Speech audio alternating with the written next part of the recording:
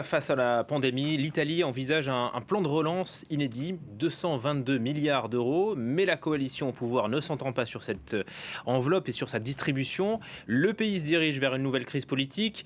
Il y a un conseil des ministres ce soir et il s'annonce houleux. Natalia Mendoza, bonjour. Que se passe-t-il encore ?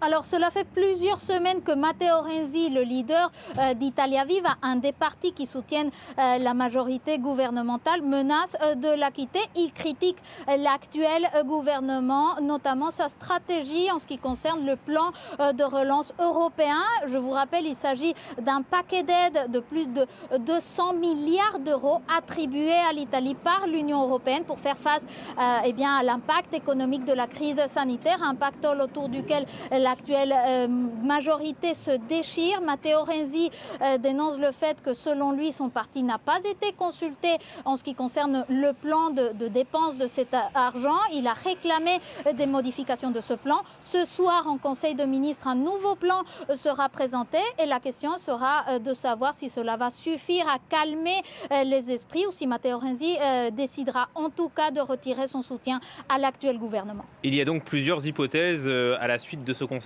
des ministres.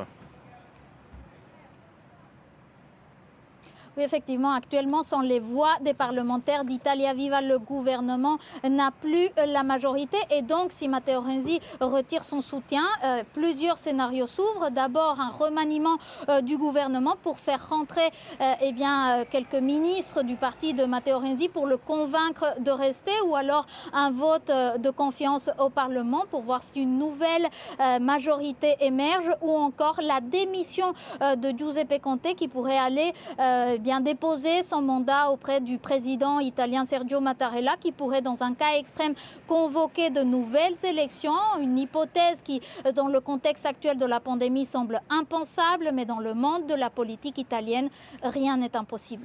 Et oui, merci beaucoup Natalia Mendoza en direct de Rome.